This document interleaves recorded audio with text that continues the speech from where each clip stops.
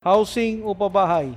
Isa po sa mga prioridad ng programang Hearty ay ang housing o pabahay at mga lupang para sa mga katutubo kasalukuyang naninirahan sa delikadong lugar na prone sa pagguho ng lupa at pagbaha at mga kababayang higit na nangangailangan. Inilipat po natin ang mga nakatira sa tabing dagat sa pinakabagong relocation site sa Barong-Barong upang sila ay ligtas at matiwasay na mamuhay sa bagong lugar. Sa kasalukuyan, mayroong mahigit 47 hectares na area ng lupa para sa 14 na relocation sites sa bayan na patuloy po nating tinutugunan ang mga pangailangan at tinututukan ang development ng mga relocation sites na ito. Po, si Rodora Idwalino Racimo, punong barangay ng Barangay Mabalot, Brooks Point, Palawan. Na-upgrade po ang mainline ng kuryente sa Purok City sa bandang relocation.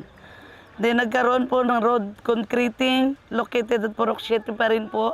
Sa relocation pa rin po, almost 2 kilometer ang haba. Isa po sa mga malalaking proyekto na naibigay ng ating mahal na Mayor John Benedito sa Barangay Mambalot.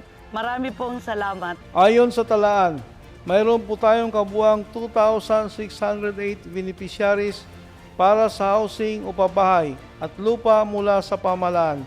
Mula sa bilang na ito, 939 beneficiaries na mga katutubo o mga IPs. 207 beneficiaries na pangunahing ikinabubuhay ay ang pangingisda. 1,348 beneficiaries naman ang dating nakatira sa mga delikadong lugar at 114 beneficiaries ang mula sa mga partner agencies. Ako po si Dailen ng Les, nakatira po sa Sitio Mati. Nagpapasalamat po ko dito sa relocation sa Kulang Banwa at ganun din po sa Mayor John Benedito at si Vice Jen Feliciano. Ganun din po sa proyekto niya dito sa Sitio Mati at kanya rin pong mga sangguniang bayan katulad ng pagpupulong at paggamitan po sa pagkasal. Maraming salamat po sa LGO Brooks Point. Inaasahan po nating mabigyan ng lupa ang mga OFWs na higit na nangailangan upang sa kanilang pag-uwi sa ating bayan ay mayroon silang maayos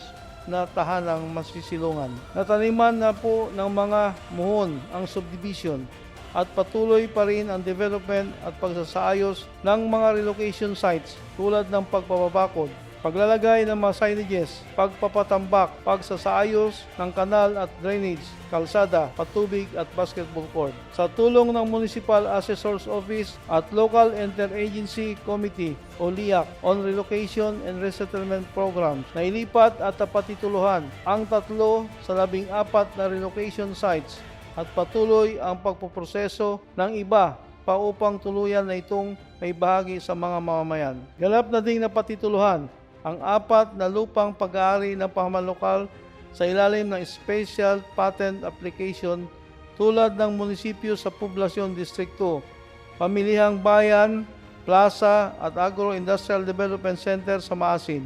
Napatituluhan na rin at na-turnover ang 4 na lote para sa Barangay Salugun at 3 para sa Barangay Sarasa. Batid po natin na ang pabahay ay isa sa mga pangunahing pangangailangan ng bawat tao. Kaya naman, yun rin po ang nais nating tugunan sa mga mamayang higit na nangangailangan at mabigyan sila ng hanapbuhay sa lugar ng kanilang titirhan.